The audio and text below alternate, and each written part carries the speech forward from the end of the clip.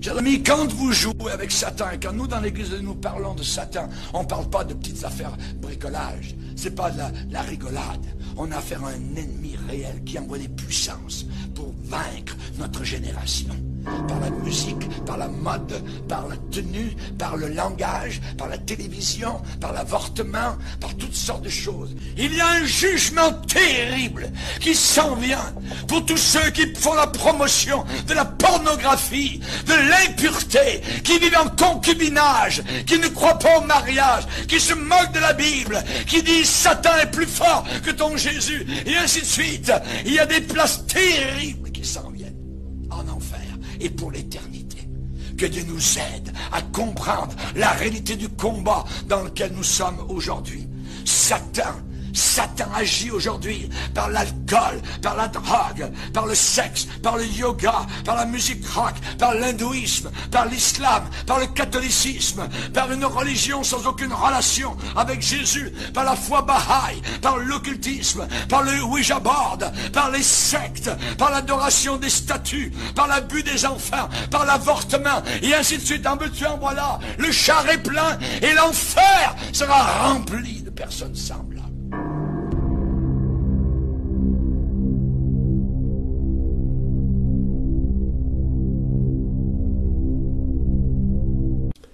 Bonjour à tous chers frères et sœurs, j'espère que vous allez bien, moi ça va très très bien. Alors aujourd'hui donc je vous fais une vidéo qui sera entre guillemets comme une sorte de suite à la première vidéo que je vous avais proposée donc sur l'histoire incroyable de John Ramirez, donc cet ancien sataniste qui avait donc été en communication directement avec le diable et qui exerçait ses plans sur cette terre pendant plus de 20 ans.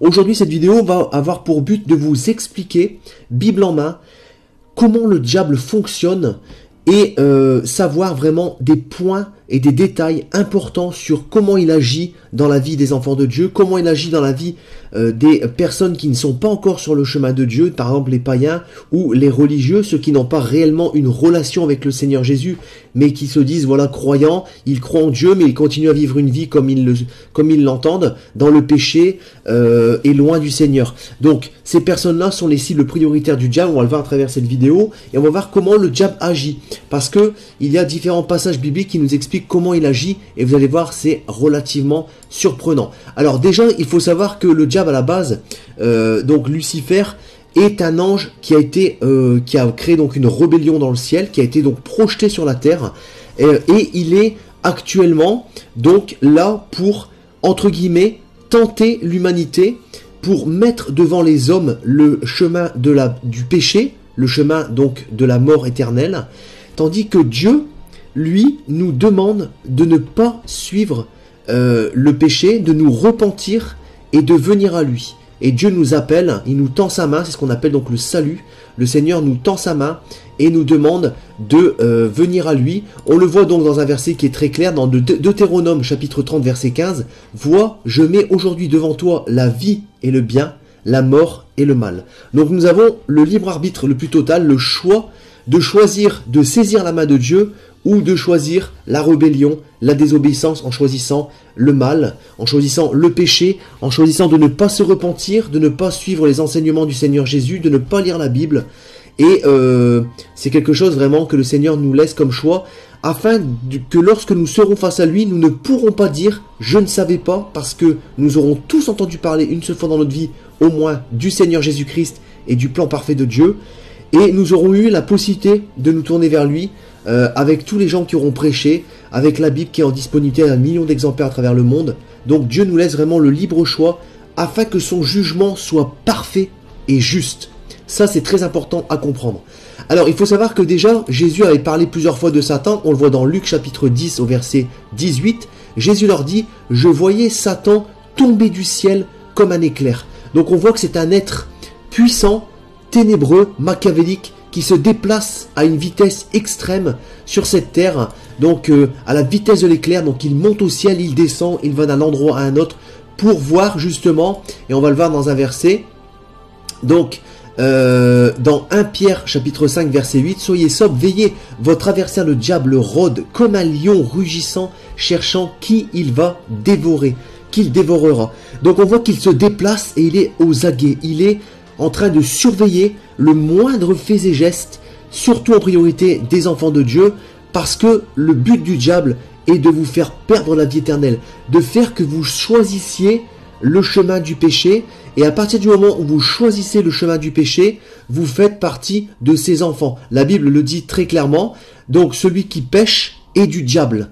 Donc on le voit notamment dans 1 Jean, chapitre 3, versets 8 et 9, celui qui pêche est du diable, car le diable pêche dès le commencement. Le Fils de Dieu apparut afin de détruire les œuvres du diable. Quiconque est né de Dieu ne pratique pas le péché, parce que la semence de Dieu demeure en lui, et il ne peut pécher parce qu'il est né de Dieu. Lorsque nous aimons le Seigneur, nous sommes loin du péché, nous rejetons le péché. Le Saint-Esprit vraiment qui habite en nous, nous fait rejeter le péché, tandis que celui qui se livre de façon volontaire au péché, ou involontaire, hein, par manque de connaissances. Vous savez très bien que la Bible nous dit que le manque de connaissances fait périr.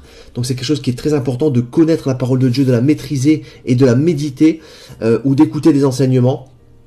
Donc la Bible nous dit que celui qui pêche est du diable. Donc c'est vraiment important de comprendre ce verset. Ensuite, on voit donc dans Luc chapitre 22, verset 31, le Seigneur dit « Simon, Simon, Satan vous a réclamé pour vous cribler comme le froment. » Donc on voit que Satan a réclamé. Donc il a réclamé une personne à quelqu'un.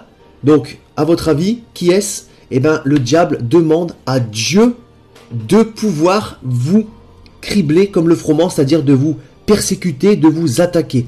Dieu ne permet pas ces choses-là parce que Dieu est souverain, donc il décide de tout, mais Dieu peut permettre au diable de venir vous tenter pour premièrement éprouver votre foi, voir si vraiment vous avez confiance envers le Seigneur et si vraiment vous tenez à lui obéir, pour aussi pouvoir vous faire tomber dans certaines épreuves que Dieu permettra pour pouvoir justement vous améliorer et vous façonner davantage. C'est-à-dire que lorsque nous tombons par exemple dans le péché, lorsque l'Esprit de Dieu vient nous montrer que nous avons péché, généralement les enfants de Dieu tirent une leçon de ce qui s'est passé. C'est-à-dire qu'ils vont prendre conscience de pourquoi ils sont tombés dans le péché, et le Saint-Esprit bien sûr va leur mettre ça en horreur, et ils vont au fond d'eux avoir cette envie, ce désir de ne plus recommencer. Et c'est comme ça que Dieu façonne ses enfants, quelquefois en les brisant, en les laissant justement être accablés par Satan. Mais derrière, il y a toujours quelque chose.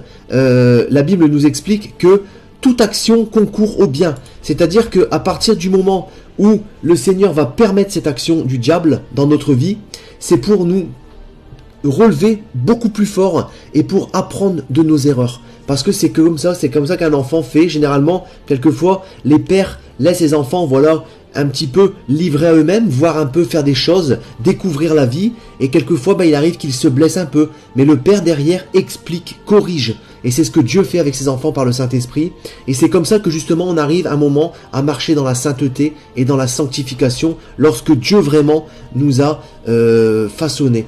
Donc après ça dépend aussi du caractère de tout un chacun, Dieu sait comment agir avec l'un ou l'autre, et il fait toujours ça vraiment avec beaucoup d'amour et avec vraiment perfection. Alors, ce que l'on sait aussi, c'est que... c'est un livre vraiment que je vous encourage à lire. C'est le livre de Job, que vous allez retrouver donc dans l'Ancien Testament. On le voit dans Job chapitre 1, verset 7. L'Éternel dit à Satan, « D'où viens-tu » Et Satan répondit à l'Éternel, « De parcourir la terre et de m'y promener. » On voit que le diable est constamment en train de se balader, de chercher comme un lion. Il se déplace rapidement comme un éclair et il cherche qui il va faire tomber.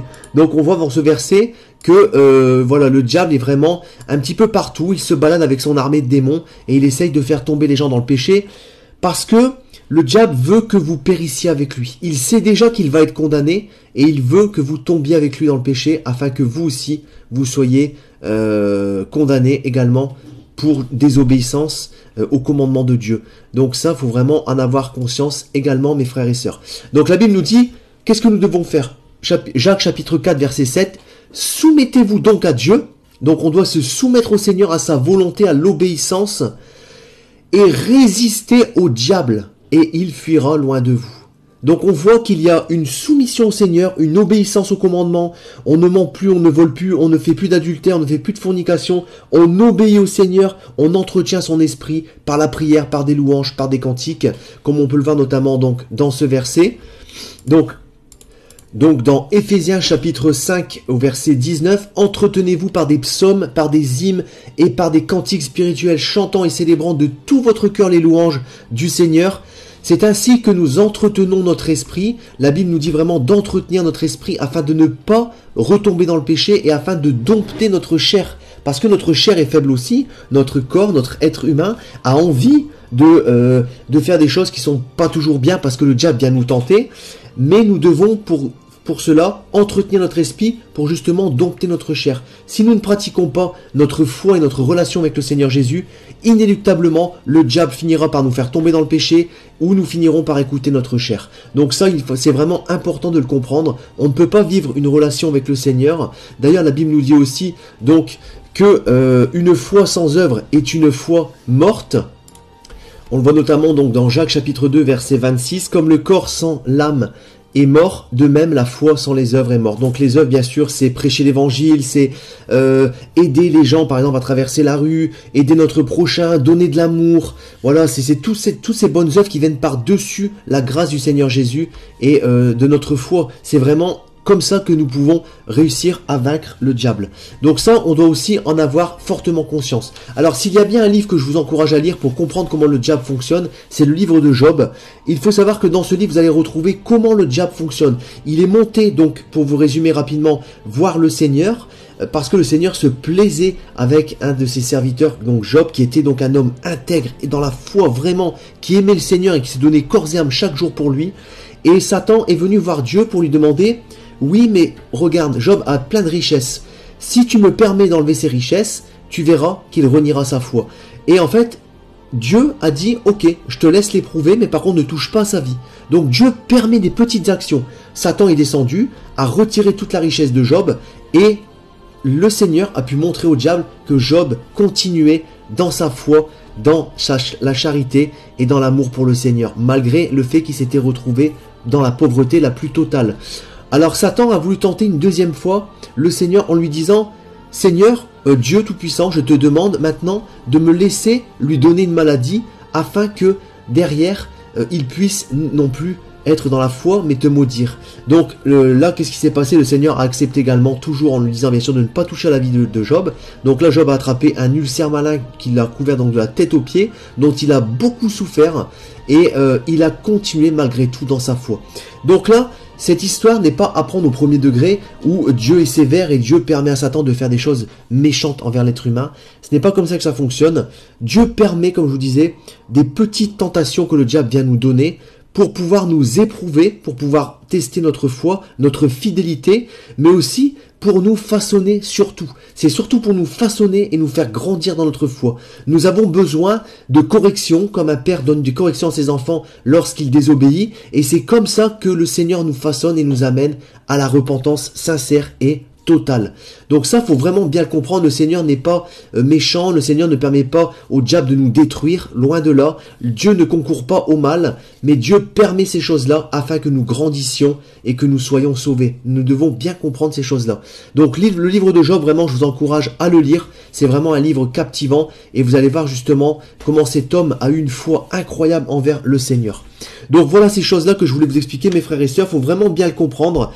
Vous savez, dans ce monde, il y a des gens qui servent le Seigneur, mais il y a aussi malheureusement des gens qui sont au service du mal, avec voilà tous les sorciers, les satanistes, tous ces gens de la franc-maçonnerie par exemple, qui servent le mal secrètement et qui jouent avec l'âme des gens.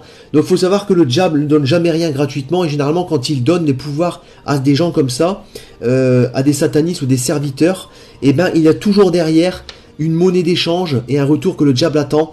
C'est-à-dire qu'il va voilà, demander de faire certaines actions qui vont faire tomber les gens dans le péché. C'est toujours l'action de vouloir faire tomber les gens dans le péché afin que nous soyons séparés de Dieu. On le voit dans Ésaïe, lorsque nous sommes dans le péché, nous sommes séparés de Dieu. Et Jésus a dit également, si vous m'aimez, vous garderez mes commandements. Donc lorsque nous péchons, nous ne gardons pas les commandements, et automatiquement nous n'avons plus Dieu comme Père, mais le diable. Donc là, notre âme, si nous mourons dans cette condition-là, nous passons à côté de la vie éternelle. Donc ça, faut vraiment en avoir conscience, et la Bible nous dit bien de résister au diable. C'est comme ça que l'on fait pour justement être en harmonie avec Dieu, garder les commandements, résister au diable, entretenir notre esprit, et on est vraiment en parfaite relation avec le Seigneur, et là le diable ne peut vraiment plus nous atteindre, si vraiment nous sommes dans cette relation profonde avec le Seigneur Jésus. Il faut savoir que, comme on avait pu le voir dans la vidéo précédemment, donc avec ce grand sataniste John Ramirez, donc ces sorciers parlent, ces satanistes parlent avec le diable, ils leur donnent des plans, voilà, le pouvoir, comment dire, la possibilité de parler avec le diable se gagne, comme les degrés de la franc-maçonnerie, voilà, ceux qui sont tout en haut communiquent avec le diable et donnent les directives à ceux qui sont tout en bas, qui vont exécuter envers les peuples, envers les hommes, il faut bien comprendre ça. On a bien vu aussi quelque chose qui était vraiment stupéfiant et incroyable, c'est que ces satanistes prient pendant des heures et des heures leur dieu, leur faux dieu Satan, et ils arrivent à faire des projections astrales qu'on peut aussi appeler des dématérialisations en troisième dimension. Donc en fait ils sortent de leur corps et ils vont dans certains endroits que le diable leur dit pour lancer des maladies, pour lancer des possessions, pour lancer des péchés. Voilà, les gens tombent dans la pornographie, les gens tombent dans l'adultère, les gens tombent dans la drogue, dans la prostitution, dans le meurtre, et c'est comme ça qu'ils fonctionnent. Et les gens, les chrétiens, on a vu aussi qu'il nous a bien expliqué que les chrétiens qui ne sont pas nés de nouveau, qui n'ont pas une relation sincère avec le Seigneur Jésus, sont vraiment les cibles prioritaires. Satan essaye, par le biais de ces hommes, de les détruire moralement, de les faire tomber dans les dépressions, de les faire divorcer, de faire que leur famille explose, afin qu'ils ne rencontrent pas le Seigneur Jésus, qu'ils soient complètement démotivés. Et le but, c'est de faire mourir la personne. Le but suprême, hein, c'est de faire mourir la personne sans avoir connu le Seigneur Jésus, parce que là, l'âme appartient au diable. Donc ça, faut vraiment en avoir conscience, mes frères et sœurs. C'est vraiment un combat perpétuel. Et Dieu, par son esprit, essaye de réveiller les gens, pousse les gens à l'obéissance. Mais malheureusement, Satan est aussi là pour tenter. Et c'est comme ça que Dieu va pouvoir séparer les brebis des boucs, le bien du mal, les bons des mauvais, le blé de l'ivraie. Voilà, comme la parole de Dieu nous dit clairement, il y aura une séparation entre ceux qui auront suivi le diable et ceux qui auront suivi le Seigneur. C'est quelques dizaines d'années et au final, on joue une éternité. Donc ça, il faut vraiment en avoir conscience aussi, c'est vraiment très très important. Alors, on a vu aussi que ce monsieur, John Ramirez, nous a expliqué que vraiment les chrétiens qui ont une relation avec le Seigneur Jésus sont entourés d'un feu puissant. Et le Seigneur dit clairement, on l'a vu dans ce reportage, tu ne touches pas à ces personnes. Donc on voit que Dieu protège ses enfants qui sont dans la prière, qui sont dans l'adoration et qui sont dans une relation parfaite avec lui. Dieu lui dit clairement, tu ne touches pas. Et le diable dit à ses servants, ses serviteurs, vous ne touchez pas à ces personnes-là. C'est un ordre du Très-Haut, c'est un ordre du Dieu vivant. Donc on voit vraiment que la souveraineté de Dieu est vraiment parfaite et excellente. Il a le contrôle sur tout. Et on voit bien aussi par là que nous n'avons pas un Dieu qui laisse faire le diable à tout va. Il contrôle les choses pour améliorer ses enfants. Et il donne des petites permissions au diable. Mais bien sûr, ceux qui sont complètement dans le péché, ceux qui suivent vraiment le diable profondément, s'exposent à beaucoup de mauvaises choses. Hein. Tout comme ceux qui donnent leur âme au diable. Hein. Ils s'exposent, voilà, à la damnation éternelle. Ils s'exposent à mourir. Ils s'exposent à attraper des maladies graves comme des cancers. Et là, malheureusement, Dieu ne peut rien faire parce qu'ils auront choisi eux-mêmes leur propre destin. On a vu aussi que chaque démon avait un rôle à jouer, donc il y a vraiment une structuration, c'est vraiment structuré militairement parlant. Hein. Voilà, chaque démon va faire telle ou telle chose. S'il échoue, comme la Bible dit, il revient avec 7 autres démons. Donc on voit qu'il y a vraiment des attaques qui se font. Hein. Et la Bible nous dit aussi que nous n'avons pas à lutter contre la chair et le sang, donc contre des hommes. Nous avons à lutter contre les dominations spirituelles, les forces démoniaques qui sont dans les lieux célestes. C'est-à-dire que sur cette terre, vous avez des milliards de démons, parce que Satan est parti du ciel avec des milliards d'anges, donc tous ces anges déchus sont devenus des démons, et ils sont avec le diable pour faire tomber les hommes dans le péché, faire tomber l'humanité, et prendre avec eux, dans la perdition éternelle, toutes ces âmes. Donc, ces démons sont partout. Et la Bible nous dit clairement que ce ne sont pas des hommes contre qui nous devons nous inquiéter. Mais les démons poussent ces hommes à venir nous faire du mal. Voilà pourquoi vous avez de la moquerie, des gens qui sont violents. Voilà pourquoi vous avez toutes sortes de mauvaises choses qui se passent envers les enfants de Dieu. Parce que le Seigneur Jésus nous a dit clairement qu'il avait été haï. Parce que nous ne sommes pas du monde. Le Seigneur Jésus a dit, je ne suis pas de ce monde. Donc s'ils m'ont haï, ils vous haïront également. Donc ça, on doit en prendre conscience aussi. Nous sommes vraiment les cibles privilégiées du diable. Et le diable détruit en priorité ceux qui ne sont pas concrètement dans la parole de Dieu.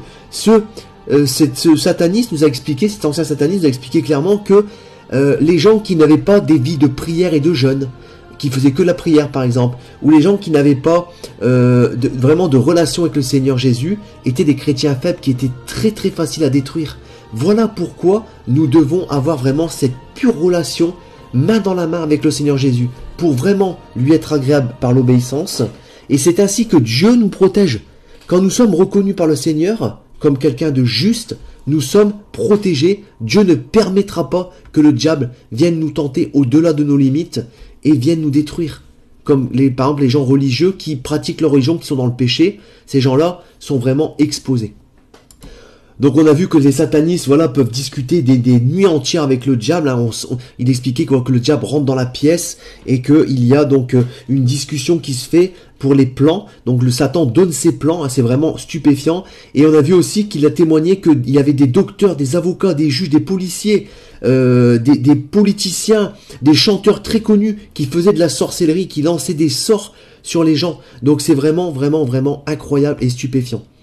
Le but aussi du diable est de bloquer des églises. Donc par exemple, les sorciers font des prières d'incantation et les démons vont bloquer des chrétiens pour pas qu'ils rencontrent le Seigneur, pour qu'ils se démotivent, pour qu'ils tombent dans le péché, pour dire que l'église se bloque et qu'elle ne trouve pas la vérité, qu'elle enseigne de fausses doctrines par exemple. Et en fait, il y a de la corruption maintenant, quand on regarde bien dans le monde actuel, la corruption est vraiment grandissante et on la trouve vraiment dans beaucoup d'églises qui enseignent de fausses doctrines, qui enseignent des mensonges, des hérésies, qui enseignent des choses mauvaises. On a vraiment une multitude de fausses églises actuellement et qui s'éloignent donc de la sainte doctrine du Seigneur Jésus-Christ pour prêcher des fausses doctrines d'hommes. Et d'ailleurs, le Seigneur nous a averti qu'il y aurait de faux prophètes, de faux pasteurs, de faux enseignants qui seront très séducteurs, déguisés en habits de brebis, mais ce seront au fond d'eux des loups ravisseurs. Donc ça, c'est vraiment quelque chose de grave parce que ces démons utilisent ces personnes pour enseigner du mensonge, pour enseigner de fausses religions, pour faire tomber les gens dans des religions où il y a de l'idolâtrie, comme par exemple dans le catholicisme, on voit des statues partout, alors que Dieu a horreur de ça. Donc, vous voyez, c'est vraiment subtil, c'est vraiment rusé, c'est vraiment très malin. Et lorsque l'on lit la Bible, la parole de Dieu, le Seigneur nous montre ces choses, nous enseigne. Voilà pourquoi le Seigneur Jésus a dit, vous connaîtrez la vérité et la vérité vous affranchira, vous rendra libre, vous montrera les choses cachées. Donc, vous voyez, c'est quand on lit la parole de Dieu qu'on se rend compte de toutes ces choses. D'ailleurs, il a parlé très clairement que les mouvements catholiques, les petits chrétiens qui ne vivent pas leur foi, les témoins de Jéhovah, les mormons, sont des gens très faciles à détruire parce qu'ils n'ont pas de relation personnelle et profonde avec le Seigneur Jésus. Et on a vu aussi que tous ces démons ont créé une multitude de fausses religions comme le bouddhisme, comme l'islam, comme toutes ces religions en fait qui renient le Christ. La Bible nous dit clairement que celui qui nie le Christ, celui-là est l'antichrist. Et la Bible nous dit aussi que celui qui n'a pas le Fils, donc Jésus, n'a point non plus le Père. Donc c'est à partir du moment où on n'a pas Jésus, tout est perdu d'avance. La Bible nous dit aussi que aucun autre nom parmi toute la création n'a été donné, parmi lesquels les hommes puissent être sauvés, à part le nom de Jésus. Aucun autre nom sur terre n'a été donné. Et Jésus a dit lui-même de sa bouche qu'il est le chemin, la vérité et la vie. Personne ne peut aller au Père, donc personne ne peut être sauvé sans passer par lui.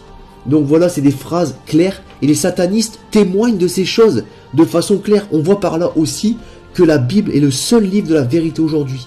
Par exemple, si on veut parler rapidement de l'islam, la Bible nous dit dans Galates 1:8 que tout autre évangile prêché en dehors de celui qui a été prêché donc au moment où le livre a été écrit, c'est-à-dire le Nouveau Testament et l'Ancien, donc la Bible, tout autre livre prêché en dehors de la Bible est anathème, ça veut dire maudit.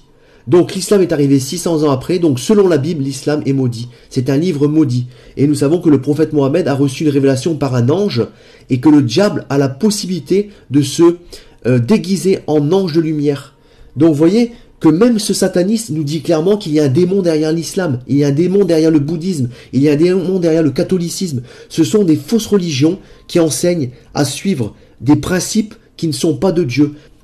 Et la subtilité du diable va être de mettre en place justement toutes ces religions, tous ces mouvements religieux, et faire que ces mouvements religieux, dans leur fondement, dans leur chemin spirituel, sont des chemins qui sont à côté du Seigneur Jésus-Christ. La Bible est le seul livre qui enseigne à suivre Jésus, à placer Jésus comme Seigneur et Sauveur. Et Jésus l'a dit lui-même, on ne peut pas aller au Père, on ne peut pas être sauvé sans passer par lui. Donc dans l'islam, on a un Jésus qui est un prophète, qui n'a soi-disant pas été crucifié, qui a été remplacé. Donc Allah en fait a modifié l'apparence du personnage sur la croix, et ce n'était absolument pas Jésus, alors que nous avons une multitude d'historiens, et notamment tous ceux de l'époque qui étaient des gens romains, des athées, ou des gens qui croyaient en d'autres divinités que le Christ, qui ont témoigné pourtant avoir vu Jésus sur la croix. Donc on a l'islam donc qui nie donc que Jésus le Fils de Dieu, donc qui nie sa divinité. Donc là, à partir de là, on a déjà un très très gros problème, parce que là, on rejette complètement le plan de Dieu qui était déjà prévu depuis la fondation du monde. On a donc dans le catholicisme un Jésus qui est un petit Jésus dans la crèche, qui n'est absolument pas représenté comme étant le Dieu vivant, comme étant le Seigneur des Seigneurs vivant et ressuscité. Et dans cette religion, en fait, il y a vraiment un mélange, c'est-à-dire qu'on va venir amener les gens à prier des statues, à prier Marie, à prier des saints, au lieu de fixer le regard du croyant sur Jésus-Christ. La Bible nous dit clairement, il n'y a qu'un seul médiateur entre Dieu et les hommes, c'est Jésus-Christ. Donc, prier un saint, prier Marie ou prier une statue, et ben ça nous fait tomber dans le péché, et ça nous empêche d'avoir cette relation avec le Seigneur Jésus. Donc c'est pareil, après on peut parler aussi des baptêmes qui ne sont absolument pas bibliques. Donc il y a vraiment toutes sortes de choses. Vous voyez, le diable vraiment s'incruste dans ces mouvements religieux pour mettre en place du mensonge et détourner intelligemment, avec une ruse incroyable, les gens de la vérité et du chemin de Jésus-Christ. C'est là la subtilité et l'intelligence du diable. Tout le monde dit, je détiens la vérité, moi ma religion c'est ceci, mon machin c'est cela, mais au final... Dieu n'a jamais demandé de suivre une religion. Dieu nous a simplement demandé d'avoir une relation profonde avec le Seigneur Jésus. Jésus nous a demandé de suivre des principes qui sont clairs, naître de nouveau, naître d'esprit, renoncer à soi-même, vivre dans l'obéissance aux commandements et avoir une vie de prière et de jeûne, s'entretenir l'esprit pour pouvoir marcher loin du péché, dompter notre chair. Voilà, c'est les clés de la doctrine de Jésus-Christ. Et Jésus n'a jamais menti, a montré son pouvoir aux hommes par les miracles, et il a dit clairement qu'il était Dieu. C'est Dieu, Jésus est tout simplement Dieu qui est descendu dans le corps d'un homme. C'est vrai que je le répète souvent, mais c'est quelque chose que malheureusement beaucoup n'ont pas compris, peut-être à cause de l'orgueil, peut-être à cause d'un manque de recherche, parce que Dieu scrute la terre à la recherche de personnes intelligentes qui cherchent après lui, et Dieu se révèle toujours aux personnes qui le cherchent réellement. On voit aujourd'hui une multitude de musulmans qui rencontrent Jésus, qui ont des miracles dans leur vie de façon spectaculaire, qui quittent l'islam. On voit des catholiques qui quittent le mouvement catholique pour avoir cette relation profonde avec le Seigneur Jésus et que leur vie change radicalement. On voit vraiment des gens qui sortent de l'hindouisme, du bouddhisme, de toutes sortes de fausses religions pour se tourner vers le Seigneur Jésus, qui sont délivrés d'une multitude de péchés et qui voient la lumière du Christ. Donc ça c'est vraiment important, et en tout cas vous voyez que les satanistes témoignent clairement de toutes ces choses, et on voit par là qu'ils attestent de la véracité et de la vérité de la parole de Dieu, c'est-à-dire la Bible, mes frères et sœurs. C'est complètement clair, c'est comme un puzzle qui s'assemble en fait. Donc voilà ce que je voulais vous dire par rapport au plan de Satan. Voilà, c'est vrai que c'est un être très sournois, très rusé, très puissant. Il manipule aujourd'hui des millions de personnes à travers le monde. Et je vous encourage voilà, à lire la Bible. Je vous encourage vraiment à lire la Bible, en commençant par le Nouveau Testament, à mettre votre vie en règle dans l'obéissance pour le Seigneur, à vous faire baptiser d'eau, à changer votre façon de penser, donc à vivre d'esprit non plus selon la chair et le monde. Donc nous ne devons plus vivre pour nous-mêmes, mais vivre pour le Seigneur. Voilà ce que je voulais vous dire sur les plans du diable. Nous devons connaître notre ennemi pour pouvoir le vaincre. Il était important de faire un point sur cet ange déchu. Et en tout cas, sachez que Dieu vous aime. Peu importe ce que vous avez fait, le Seigneur vous aime. Le Seigneur vous appelle. Si vous regardez cette vidéo, ce n'est pas pour rien. On dit toujours que le hasard fait bien les choses, mais le hasard est une forme que Dieu prend pour délivrer des messages par la bouche de ses enfants à d'autres enfants qui sont peut-être encore égarés. Donc mes frères et sœurs, prenez conscience de tout cela. Je vous souhaite de passer une très bonne journée. Aimons-nous les uns les autres. Prions pour tous les frères et sœurs qui sont égarés. Ne jugeons personne, ne condamnons personne. Le Seigneur ne nous a pas dit de juger, ni de condamner, mais il nous a demandé de prêcher l'évangile. chose que je fais aujourd'hui, je vous encourage à faire de même et à mettre votre vie en règle avec le Seigneur. Soyez bénis, et moi je vous dis donc à très bientôt pour une prochaine vidéo. Tout pouvoir m'a été donné dans le ciel et sur la terre. Il y a plusieurs demeures dans la maison de mon Père. Si cela n'était pas, je vous l'aurais dit. Je vais vous préparer une place.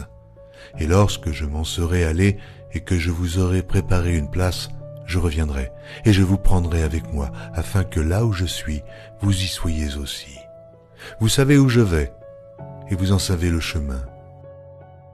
Je suis le chemin, la vérité et la vie. Nul ne vient au Père que par moi. Abraham, votre père, a tressailli de joie de ce qu'il verrait mon jour. Il l'a vu, et il s'est réjoui. Si vous me connaissiez, vous connaîtriez aussi mon Père, et dès maintenant vous le connaissez, et vous l'avez vu.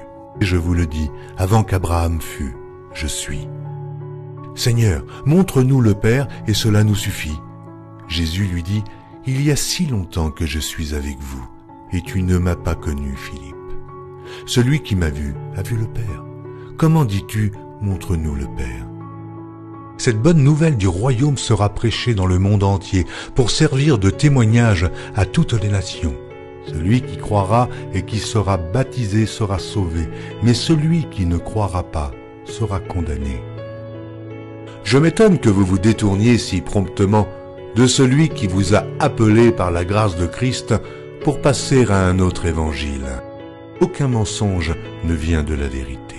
Sinon celui qui nie que Jésus est le Christ, celui-là est l'antéchrist, qui nie le Père et le Fils. Quiconque nie le Fils n'a point non plus le Père.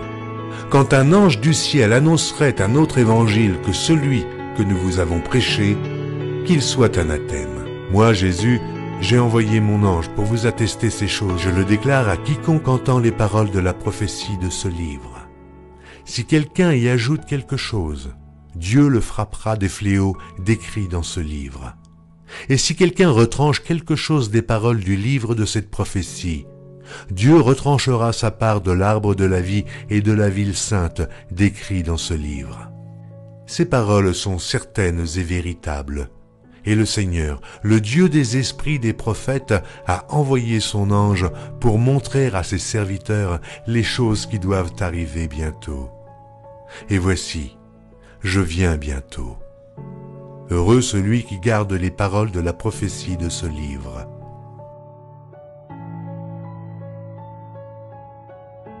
Voici, il vient avec les nuées, et tout œil le verra, même ceux qui l'ont percé. Et toutes les tribus de la terre se lamenteront à cause de lui. Oui, Amen. Je suis le rejeton et la postérité de David, l'étoile brillante du matin.